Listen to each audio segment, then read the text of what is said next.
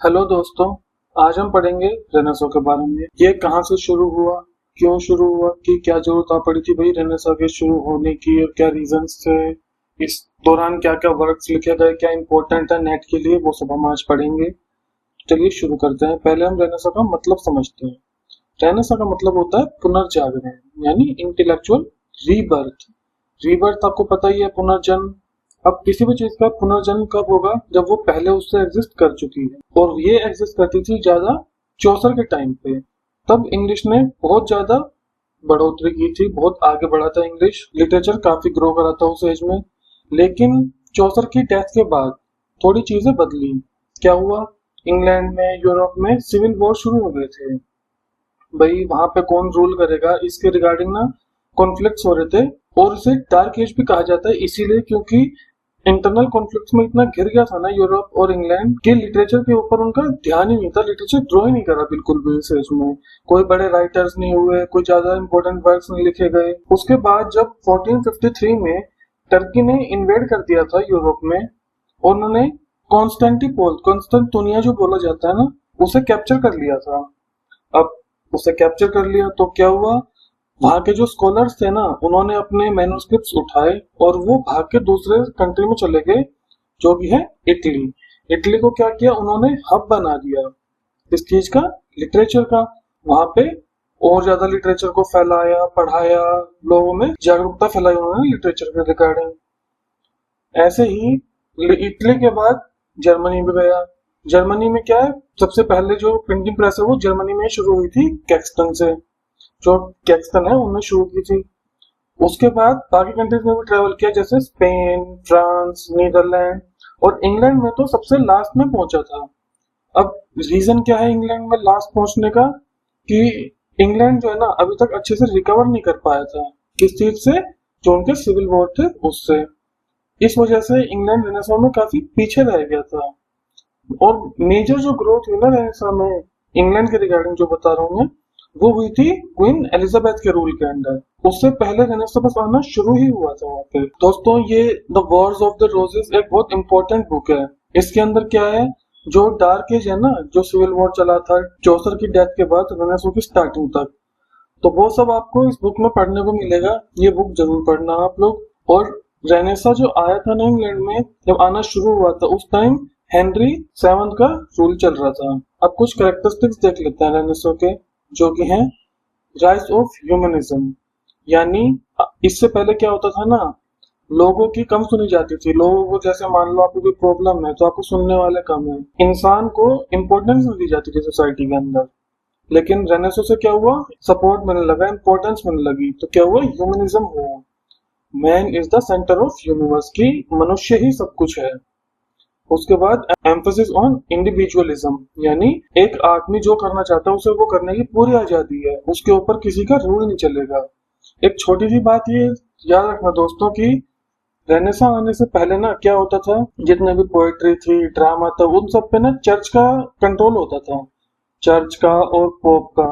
तो ये सब क्या करते थे, अपने हिसाब से ही सब कुछ चलाते थे। जैसे सिर्फ मिरेकल प्लेस या मिरेकल ड्रामा होता था, जिसमें चर्च की सुप्रीम पावर दिखाई जाती थी।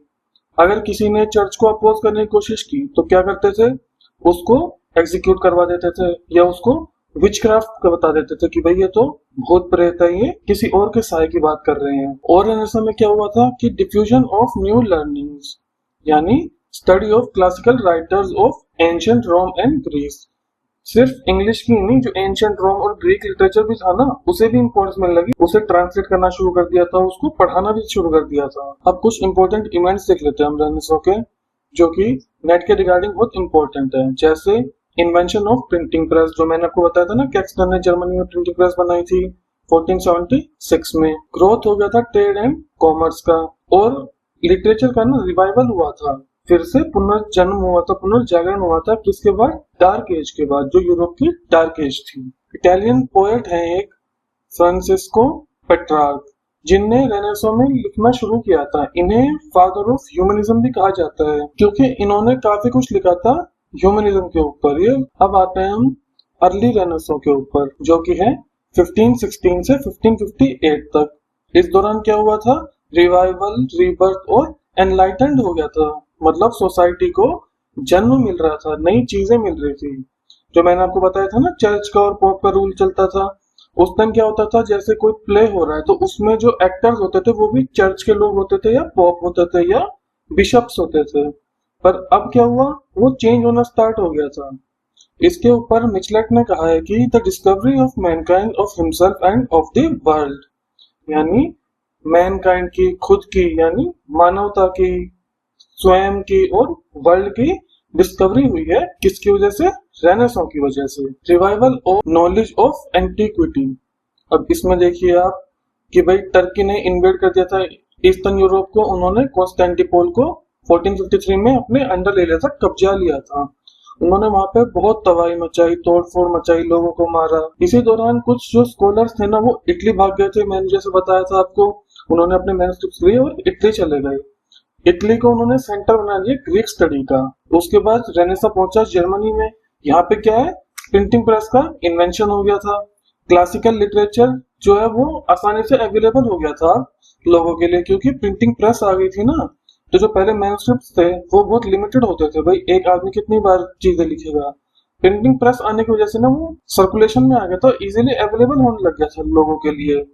इन्फ्लुएंस होने लग गया था ह्यूमनिज्म का। लोगों को पता चल रहा था कि भाई चर्च से हम आजाद भी हो सकते हैं, चर्च की इतनी ज्यादा पावर नहीं होनी चाहिए। होम ऑफ रिफॉर्मेशन, जिसको स्टार्ट किया था मार्टिन लूथर ने 1517 में। मार्टिन लूथर ने क्या किया था 1517 में ना, उन्होंने नोट्स लिए अपने, कुछ उनके ऊपर चर्च को और पोप को अटैक करने वाले चीजें लिखी हुई थी, और उन्होंने जाके क्या किया, जो वटनबर्ग का चर्च है ना उसके ऊपर पेस्ट कर दिया। उससे क्या हुआ, एक मैसेज गया कि भाई ओपनली अब चर्च के ऊपर अटैक होने लगे। मार्टिन लूथर ने ऐसा क्यों किया, ये जानना भी बहुत जरूरी है। मार्टिन लूथर क्या है, पहले एक मॉन्क थे। उन्होंने चर्च छोड़ दिया जब उन्होंने देखा कि चर्च कैसे लोगों को मिसलीड कर रहा है। उन्होंने देखा कि चर्च जो है ना वो सिर्फ बातों में ही नहीं, वो जो इनकी बाइबल है ना उसको भी छेड़ रहा था, उसको भी चेंज करने लगा था, लोगों को उसमें से गलत गलत चीजें बताता था। इसलिए मार्टिन लूथर ने डिसाइड किया कि वो ये सब नहीं कर पाएंगे, वो चर्च को अटैक करने लगे। मार्टिन लूथर किंग जो थे ना, ये याद रखना बहुत इंपॉर्टेंट है, ये जॉन वाइक्लिफ से बहुत ज्यादा इन्फ्लुएंस थे। चलिए अब आगे बढ़ते हैं। अब रेनेसां इंग्लैंड में पहुंचा तो यहाँ पे क्या हुआ, कैक्सटन ने प्रिंटिंग प्रेस ला दी थी, रिफॉर्मेशन हो गया था रिलीजन में, ह्यूमनिज्म आ गई थी, एजुकेशन में लोगों को पढ़ाया जाने लगा था उसके बारे में, और साइंस भी धीरे धीरे आविष्कार ले रहा था इस समय पर ही। अब हम थोड़ा सा रेनेसां पोएट्री के बारे में पढ़ लेते हैं। इसमें दो इंपॉर्टेंट नेम्स आते हैं हमारे पास, जो कि है sir Thomas Wyatt and Henry Howard, जिन्हें अर्ल ऑफ सरे भी कहा जाता है। इन्होंने क्या है, सोनेट्स का इंट्रोडक्शन किया था इंग्लैंड में। ये पेट्रार्क, जो फ्रांसिस्को पेट्रार्क है ना, जो फादर ऑफ ह्यूमनिज्म है, उनसे बहुत ज्यादा इंस्पायर्ड थे, उसे बहुत ज्यादा फॉलो करते थे। इनके कुछ सॉन्ग एंड सोनेट्स जो है पब्लिश भी हुए थे टोटल मिशलनी नाम की बुक के अंदर, जो कि 1557 में आई थी। लेकिन ये पब्लिश हुई थी इन दोनों की डेथ के बाद। इसे पब्लिश किया था रिचर्ड टोटल ने, और इसे ही फर्स्ट इमिटेटर ऑफ पेट्रार्क भी कहा जाता है। अब थॉमस व्याट के बारे में पढ़ लेते हैं। इनका जन्म हुआ था 1503 में और ये गुजर गए थे 1542 में। पेट्रार्क से बहुत ज्यादा इन्फ्लुएंस थे, स्ट्रिक्टली फॉलो करते थे पेट्रार्क की फॉर्म को, जो कि है ऑक्टेव एंड सेस्टेट, जो कि 8 और 6 के टाइप्स में होते हैं। इनकी राइमिंग स्कीम जो होती थी वो A B B A C D E और सी डी ई, ये हमेशा इसी को फॉलो कर। अर्लीस्ट पोएट है ये इंग्लिश रेनेसां के। इन्होंने इंट्रोड्यूस किया था सोनेट्स को इटली से इंग्लैंड में, क्योंकि जैसे मैंने आपको बताया था ना, सबसे पहले इटली से ही शुरू हुआ था रेनेसां यूरोप में। थॉमस व्याट ने इंट्रोड्यूस किया था terza rima and ottava rima का भी। ये नेट के लिए बहुत इंपॉर्टेंट है, इसको जरूर याद रखना, नोट बना के छोटा सा अपनी दीवार पर चिपका लेना दोस्तों, ये आपको याद रहे। अब नेक्स्ट हेनरी हावर्ड के बारे में पढ़ने से पहले एक बार वीडियो को लाइक कर दीजिए दोस्तों, और अब चैनल को सब्सक्राइब कर लीजिए। चलिए अब हेनरी हावर्ड के बारे में पढ़ते हैं, जो कि अर्ल ऑफ सरे भी कहा जाता है जिन्हें। इनका जन्म हुआ था 1517 में और 1547 में इनका देहांत हो गया था, ये गुजर गए थे। इन्होंने क्या किया था, मॉडिफाई किया था सोनेट्स को इंग्लिश यूज के हिसाब से, मतलब कि ज्यादा ना लैटिन में या ग्रीक लैंग्वेज में लिखे जाते थे, पढ़े जाते थे। पर ये उसके ज्यादा सपोर्टर नहीं थे। इन्होंने क्या इंग्लिश में चेंज करना शुरू किया उनको। इन्होंने 3 quatrains followed by a couplet form में पोएम्स लिखनी शुरू करी। जैसे राइम स्कीम देखिए उसकी, अब A B C D E F, ये तो हो गए हमारे 3 क्वार्टरन्स। और इसके बाद एक कपलेट जो कि है जी और जी, ये याद रखना दोस्तों। और इसके बाद Surrey was the first poet to use blank verse in translation of 2 books of Aeneid. पहले पोएट थे जिन्होंने ब्लैंक वर्स को इंट्रोड्यूस किया था इंग्लैंड में, और आगे चल के शेक्सपियर ने भी इसी फॉर्म को यूज किया था और इसको अमर बना दिया था, इतना अच्छे से यूज किया था उन्होंने। नेक्स्ट हम आते हैं थॉमस सैकविल के ऊपर। इनके 2 वर्क्स हैं जो बहुत फेमस हैं इंग्लिश लिटरेचर में, जो नेट के रिगार्डिंग भी बहुत इंपॉर्टेंट है, जो कि है द इंडक्शन और the mirror of magistrates. Thomas Sackville का जन्म हुआ था 1536 में और ये 1608 में एक्सपायर हो गए थे। अब इनके जो वर्क्स हैं उनके बारे में थोड़ा कुछ जान लीजिए। डिटेल में वीडियो चाहिए तो जरूर बताना दोस्तों, मैं उनके ऊपर भी डिटेल में एक वीडियो बना दूंगा। थोड़ा सा पॉइंट्स देख लीजिए कि जो मिरर ऑफ मजिस्ट्रेट्स है ना, ये कलेक्शन है इंग्लिश पोएम्स का जो कि ट्यूडर पीरियड में लिखी गई थी। It retails the life and tragic and the various historical figures.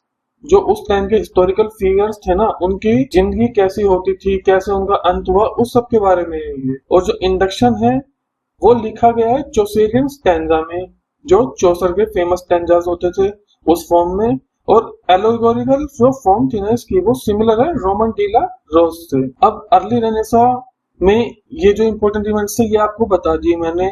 अब इसके बाद जब रेनेसा अच्छे से फलना फूलना शुरू हुआ, यानी फ्लावरिंग ऑफ रेनेसा, जो शुरू हुई थी 1558 में और ये 1625 तक चला था। इसे ही एज ऑफ शेक्सपियर भी कहा जाता है। इसी के अंदर जैकोबियन एज और एज ऑफ एलिजाबेथ भी आ जाती है, कंबाइन उनको कर देता है तो हमें मिल जाती है एज ऑफ शेक्सपियर। इसे हम गोल्डन एज भी कहते हैं इंग्लिश लिटरेचर का। From accession of Elizabeth one in 1558 to death of James one in 1625, ये पीरियड आपको पता चल गया किसके रूल से किसके रूल तक चला था। अब इस पीरियड के कुछ फैक्ट्स देख लीजिए कि रिलीजियस टॉलरेंस कैसा था।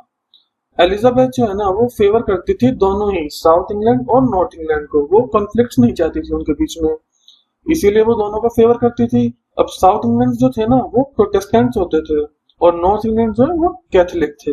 उनकी आइडियोलॉजीज को ये दोनों को साथ लेके चलती थी। नेक्स्ट इज एंग्लिकैनिज्म, यानी ये क्या होता है एंग्लिकैनिज्म, ये कंपैरिजन होता है कैथोलिसिज्म और प्रोटेस्टेंटिज्म के बीच में। पीपल जो है वो फ्री थे रिलीजियस फियर से, जो कि है चर्च एंड पोप। जो मैंने आपको इससे पहले बताया ना कि कितना ज्यादा क्रूअल और हार्श होते थे चर्च उस टाइम पे। ह्यूमनिज्म का इन्फ्लुएंस भी आ गया था। ड्रामेटिस्ट जैसे कि स्पेंसर, मार्लो, ये बहुत इंस्पायर्ड थे ह्यूमनिज्म से। फ्रांसिस को पेट्रार्क ने स्टार्ट किया था ह्यूमनिज्म, जिसको इतना फैलाया था उन्होंने, ये उससे बहुत ज्यादा इंस्पायर्ड थे। शेक्सपियर का जो हेमलेट है ना, जो लॉन्गेस्ट प्ले भी है आज तक, वो भी इसी से इंस्पायर्ड है। उसमें क्या किया शेक्सपियर ने, इंसान को, मनुष्य को बहुत ग्लोरीफाई किया है। उसका एक बहुत फेमस कोट है, but a piece of work is man. ये याद रखना दोस्तों, ये किसका कोट है? शेक्सपियर का, जो उन्होंने हेमलेट में दिया था हमें। आगे बढ़ते हैं हम। एडवेंचरस स्पिरिट, ये हमें ज्यादा किसने बताया? जो वर्जर्स थे उस टाइम पे, उन्होंने जो लिखा उससे हमें ये सब पता चलता है। 2 इंपॉर्टेंट वर्क्स हैं इस टाइम के जिससे हमें एडवेंचर के जो स्पिरिट था उसके बारे में पता चलता है, जो कि है हेक्लोइड्स का वर्जेस एंड डिस्कवरीज और पिलग्रिमेज। एक चीज और याद रखना दोस्तों कि जब फ्लावरिंग हो रही थी ना, तो बहुत ज्यादा जो राइटर्स थे वो इन्फ्लुएंस हुए थे एडवेंचर वाले जो स्पिरिट होती है ना, इससे। इस दौरान क्या हुआ था, क्लासिकल जो लर्निंग से ना उनका रिवाइवल होना भी शुरू हो गया था। जो 15th सेंचुरी जो डार्क एज चली थी ना, उसमें जो दब गया था सब कुछ, अब वो फिर से इंपॉर्टेंस में लगी थी, फिर से पढ़ा जाने लगा था उनको। Doctrine of Plato's symposium influence him to intellectual beauty. Plato's Republic encouraged new ways of thinking and inspired More's Utopia and Bacon's New Atlantis. कि जो प्लेटो की जो थिंकिंग थी ना, वो अब इतनी बढ़ गई थी, इतनी इंस्पायर कर रही थी लोगों को। जो मोर का जो फेमस वर्क है यूटोपिया, जो लिटरेचर में भी बहुत इंपॉर्टेंट है, नेट के रिगार्डिंग में बहुत इंपॉर्टेंट है, वो भी इसी से रिलेटेड था, इसी से inspired. Euphuism, it was fashionable in 1580s, especially in Elizabethan court. Peculiar manner style of prose होता था उस टाइम पे। इसमें एक बहुत इंपॉर्टेंट राइटर थे जॉन लिली। इनके 2 वर्क्स आए थे इस टाइम पे, Euphues the anatomy of wit और यूफियस एंड द इंग्लैंड। इनकी जो थीम थी ना वो intellectual fashion of renaissance society in highly artificial manner में होती थी। अब आते हैं इंक बॉर्न टर्म्स के ऊपर। ये क्या होती है दोस्तों? इंग्लिश को छोड़ के जो अदर लैंग्वेज जैसे फ्रेंच, लैटिन, ग्रीक, इन सब को ना बहुत ज्यादा यूज किया जाता था उस टाइम जो वर्क्स होते थे उनके अंदर। लेकिन अब स्कॉलर्स जैसे कि चेक, एशकम, विल्सन, ये ना वार्निंग रेस करने लगे थे, ये डरने लगे थे कि ये बहुत ज्यादा ही यूज हो रहा है, और इन्होंने धीरे धीरे धीरे करके इनका यूसेज कम कर दिया था और इंग्लिश को बढ़ावा देना शुरू कर दिया। Stood for clarity, simplicity and use of common word. वो चाहते थे कि ऐसा लिटरेचर लिखा जाए जो आसानी से समझ में आ जाए, जिसमें जो डेली यूज के जो कॉमन वर्ड्स होते हैं ना उनको ज्यादा यूज किया जाए, ताकि कॉमन आदमी है जो लिटरेचर की ज्यादा समझ नहीं रखता लेकिन पढ़ना चाहता है वो भी पढ़ सके, उसके पास कुछ चीजें हो पढ़ने के लिए। अब हम देखते हैं रेनेसां टाइम पे जो प्रोज होता था उसके बारे में। First is sir Desiderius Erasmus. ये क्या है? डच स्कॉलर थे। इनका फेमस वर्क था the praise of folly. Written था वो लैटिन में, जिसे बाद में ट्रांसलेट किया गया था इंग्लिश में। ये जो प्रेज ऑफ फॉली है ये सटायर था फॉली के ऊपर, वाइज, विकेडनेस, करप्शन और सुपरस्टिशन जो चलता था सोसाइटी में उस टाइम, जिनका जो ओरिजिन था वो सब होता था चर्चिस की वजह से। वही लोगों को भड़काते थे, उनमें सुपरस्टिशियस, काले जादू में और अलग अलग चीजों में उलझा के रखते थे। Next is sir Thomas More. ये जो है अर्लीस्ट ह्यूमनिस्ट में से हैं और इन्हें फर्स्ट मॉडर्न पैसिफिस्ट कहा जाता है। ये याद रखना दोस्तों, ये नेट में भी क्वेश्चन आया हुआ है कि फर्स्ट मॉडर्न पैसिफिस्ट कौन थे? वो थे सर थॉमस मोर। ये ह्यूमनिस्ट है तो ऑब्वियसली वार को हेट करेंगे। इन्होंने हिस्ट्री जो थी ना वो लिखी थी इंग्लिश की एडवर्ड 5 के लाइफ के बारे में और रिचर्ड 3 की सरप्शन के। इनका जो सबसे फेमस वर्क है वो है यूटोपिया, जो कि लैटिन में लिखा गया है। अब थोड़ा सा मैं आपको यूटोपिया के बारे में बता देता हूँ दोस्तों। यूटोपिया जो है ना वो स्टोरी है एक इमेजिनरी आइलैंड के बारे में जिसपे एक सिविलाइज सोसाइटी रहती है। थॉमस मोर ने क्या किया था, एक आइडिया प्रेजेंट किया था कि एक सिविलाइज सोसाइटी कैसे होती है। वो उन्होंने कैसे दिखाया था कि भाई जैसे एक आइलैंड है उसके ऊपर एक टाइप के लोग रहते हैं जहाँ पे ना कोई पॉलिटिक्स है, ना आपस में जेलिसी है, चर्च का कोई रोल नहीं है, विचक्राफ्ट नहीं है, वहां पे सिर्फ लिबर्टी है, इक्वालिटी है और फ्रेटर्निटी है। और यही तीन जो है वो सिविलाइज सोसाइटी के आधार, मतलब इम्पोर्टेंट जो चीजें बताई थी ना एक सिविलाइज सोसाइटी को होने के लिए क्या मस्ट है, तो थॉमस मोर ने कहा था वो है लिबर्टी, इक्वालिटी और fraternity. William J Long remarks about Utopia as civilize society. ये विलियम जे लोंग जो है उन्होंने सबसे पहले रिमार्क दिया था यूटोपिया के बारे में कि एक सिविलाइज सोसाइटी को रिप्रेजेंट करता है। More was the first advocate of secularism. भाई सिविलाइज सोसाइटी को इतना प्रेफर कर रहे हैं, इतना एडवर्टाइज कर रहे हैं वो, तो सेक्युलरिज्म मतलब सभी रिलीजन को बराबर इंपॉर्टेंस मिलना, सभी एक दूसरे से जले नहीं, सब अपने रिलीजन को अच्छे से बराबर तरीके से फॉलो करें और दूसरे रिलीजन को भी इज्जत दें। वो इसके सबसे बड़े एडवोकेट रहे थे उस टाइम पे, मतलब सबसे ज्यादा सपोर्ट करते थे। अब इनसे बहुत सारे जो लोग हैं वो इंस्पायर हुए, जिसमें बेकन ने एक वर्क लिखा था द न्यू अटलांटिस, वो इसी यूटोपिया से इंस्पायर्ड था। और H.G. वेल्स का मॉडर्न यूटोपिया वो भी यूटोपिया से इंस्पायर्ड था। नेक्स्ट आते हैं हम रोजर SM के ऊपर। ये जो है अपने पहले ट्यूटर भी रह चुके हैं क्वीन एलिजाबेथ के। इनका फेमस वर्क था एक टैक्सोफिलियस द स्कूल ऑफ शूटिंग। ये डेडिकेटेड था किंग हेनरी V को। ये पहली बुक थी जो कि आर्चरी के ऊपर लिखी गई थी। और इनका दूसरा फेमस वर्क था द स्कूल मास्टर, जो कि इनके मरने के बाद में पब्लिश हुआ था, यानी पब्लिश हुआ था ये पोस्टह्यूमसली। ये 2 बुक्स में डिवाइडेड था। फर्स्ट बुक जो है वो हमें बताती है कि नेचर और हैबिट्स कैसे होनी चाहिए आइडियल टीचर और स्टूडेंट की, और साउंड एंड प्रॉपर लर्निंग के बारे में कि भाई सही और समझदारी से पढ़ाने का क्या तरीका होना चाहिए। और दूसरी बुक जो थी इनकी वो pedagogical and psychological teaching of double translation teaching strategy. इनकी जो सेकंड बुक थी वो पर्टिकुलरली इस चीज को बताती थी कि 2 लैंग्वेजेस में पढ़ाना बहुत जरूरी है। उस टाइम पे जो डबल ट्रांसलेशन में मतलब 2 लैंग्वेज जो प्राइमरी थी वो थी इंग्लिश एंड लैटिन। अब उस टाइम के कुछ इंपोर्टेंट रिफॉर्मर्स के बारे में पढ़ते हैं हम। First is John Tyndale. ये इंस्पायर्ड थे मार्टिन ल्यूथर से। 1522 में इन्होंने ट्रांसलेशन शुरू किया था न्यू टेस्टामेंट का, यानी बाइबल का इंग्लिश में। लेकिन 1536 में इन्हें प्रोसिक्यूट कर दिया गया था। अब जो बाइबल था जो इन्होंने ट्रांसलेशन शुरू किया था वो कंप्लीट किया था माइल्स कोवरडेल ने।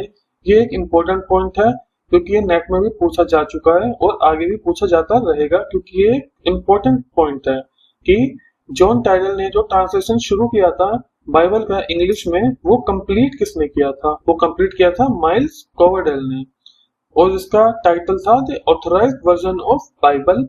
पब्लिश हुई थी ये 1611 में। अब नेक्स्ट कर देखते हैं हम, जो कि है थॉमस क्रैमर।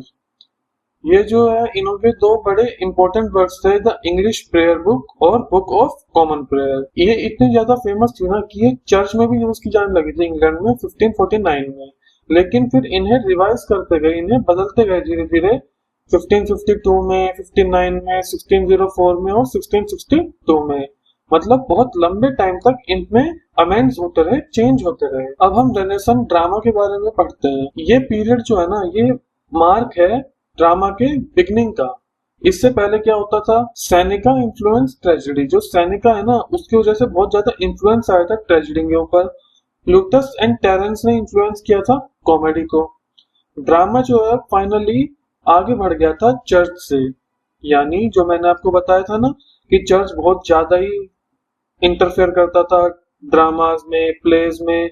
जो कुछ भी लिखा जाता था वो चर्च के बारे में या चर्च से कैसे रहना चाहिए, चर्च के हिसाब से कैसे चलना चाहिए, वो सब बताते थे। लेकिन रेनेसां आने से क्या हुआ कि अब चर्च की पावर पे अटैक होने लगा था। थॉमस मोर ने, मार्टिन लूथर ने, सबने चर्च को बड़ा क्रिटिसाइज किया था। लोग भी धीरे धीरे इस चीज को समझने लगे थे और अब इससे आगे बढ़ गए थे। Tragedy and comedy were now the main focus of drama. पहले क्या होता था? चर्च क्या दिखाते थे? सिर्फ मिरेकल, सब जादुई चीजें। अब चेंज होने लगा था धीरे धीरे। ट्रेजेडी और कॉमेडी जो थे ना, ये बेस बन गए थे ड्रामा के। कॉमेडी में जो दो बड़े इंपॉर्टेंट वर्क्स हैं वो है राल्फ रोइस्टर डॉयस्टर, जो कि निकोलस गुडल ने लिखा था, और दूसरा है क्रैमर गर्टन्स नीडल, जिसको कहा तो जाता है कि ये लिखा था थॉमस क्रैमर ने, बट ऑफिशियली इसके जो राइटर हैं उनका नाम कहीं भी मेंशन नहीं है। और उस टाइम पे ट्रेजेडी में जो इंपॉर्टेंट वर्क्स थे वो थे गॉर्बडक, जो कि थॉमस नॉर्टन एंड थॉमस सेक्वेल ने लिखा था। ये ब्लैंक वर्ड्स में लिखा गया था, सैनिकन पैटर्न से बहुत ज्यादा इन्फ्लुएंस था। और दूसरा है किट्स का स्पेनिश ट्रेजेडी। अब जो गॉर्बडक है, जिसे फेरेक्स एंड पोरेक्स भी कहा जाता है, ये इतना बड़ा वर्क था ना उस टाइम पे कि इससे और भी लोगों ने इंस्पायर होके या इन्फ्लुएंस होके अपने जो वर्क्स हैं वो किए थे।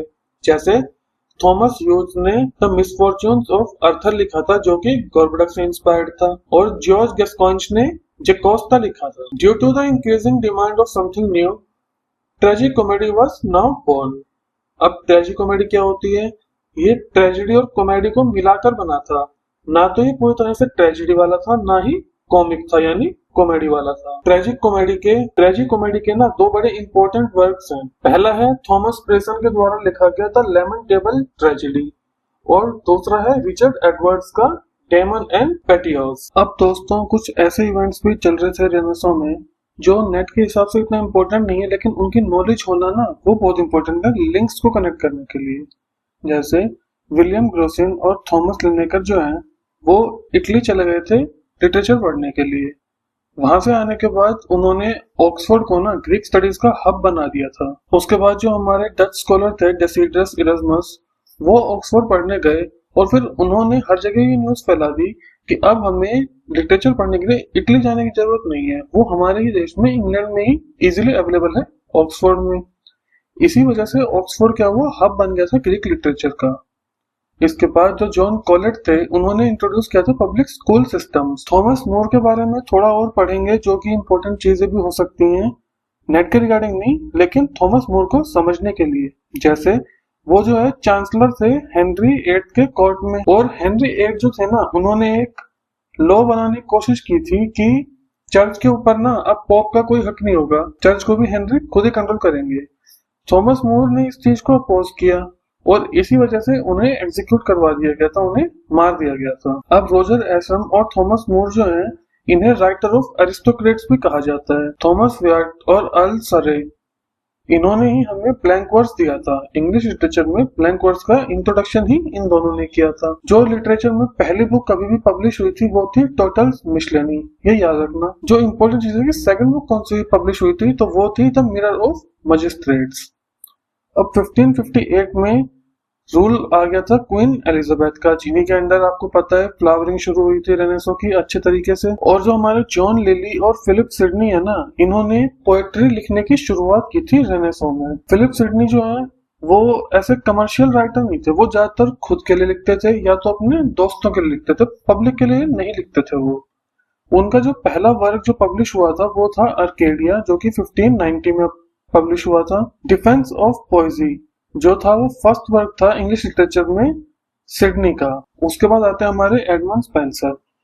1579 में इन्होंने बुक पब्लिश की थी सोफिडियस कैलेंडर, लेकिन उनने उसकी सिर्फ 3 बुक पब्लिश की थी, पूरी जो सीरीज थी वो पब्लिश नहीं की थी। अब वो पब्लिश हुई, लेकिन उन्होंने देखा कि उन्हें ना एलिजाबेथ जो क्वीन थी वहां पे उनको ज्यादा सपोर्ट नहीं मिला, वो निराश होकर वापिस आ गए थे अपने कंट्री में। लेकिन फिर 1596 में वो दोबारा से गए वहां पे और उन्होंने अपनी बची हुई जो बुक्स थी उनको भी पब्लिश कर दिया। उसके बाद आते हैं हमारे क्रिस्टोफर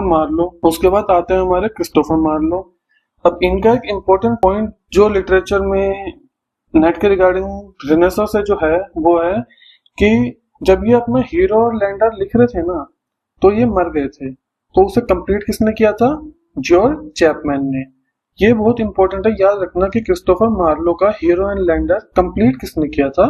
जॉर्ज चैपमैन ने। उस टाइम की 2 बड़ी फेमस लॉन्ग पोएम्स थी, वो थी Fairy Queen and Hero and Leander. तो ये कुछ पॉइंट्स थे जो कि हमें पढ़ना और पता होना जरूरी है।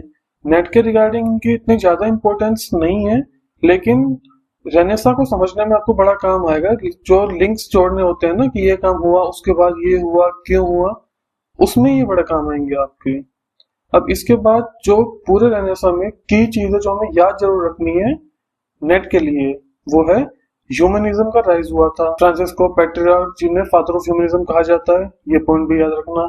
इंडिविजुअलिज्म जो मैंने आपको बताया था ना कि सबको आजादी थी अपने हिसाब से जीने की, अपने काम करने की। न्यू लर्निंग्स के बारे में भी बात हुई थी, जो कि क्लासिकल राइटर्स थे ना उनको पढ़ा जाने लगा था, जो एंशिएंट रोम या ग्रीस के जो राइटर्स थे। प्रिंटिंग प्रेस का आविष्कार हो गया था, जो इंग्लैंड में किया था किसने? कैक्सटन ने। और ट्रेड एंड कॉमर्स होने लगा था, ज्यादातर ट्रेड एंड कॉमर्स उस टाइम होता था मसालों का। और सबसे इंपॉर्टेंट जो बात थी रेनेसां की, जो जिसकी वजह से रेनेसां शुरू हुआ था, वो था रिवाइवल हुआ था लिटरेचर का डार्क एज के बाद। सो दैट्स इट गाइस, यहाँ पे हमारी ये वीडियो खत्म होती है। मिलेंगे अपनी नेक्स्ट वीडियो में और लिटरेचर को आगे पढ़ेंगे, समझेंगे, नेट के रिगार्डिंग जो इम्पोर्टेंट पॉइंट्स हैं वो भी कवर करेंगे। आई होप अब तक सभी ने वीडियो को लाइक एंड सब्सक्राइब कर दिया होगा दोस्तों। नहीं किया है तो जरूर कर दे और अपने उन दोस्तों को भी शेयर करें जो लिटरेचर पढ़ना चाहते हैं और नेट की तैयारी कर रहे हैं। Thank you guys.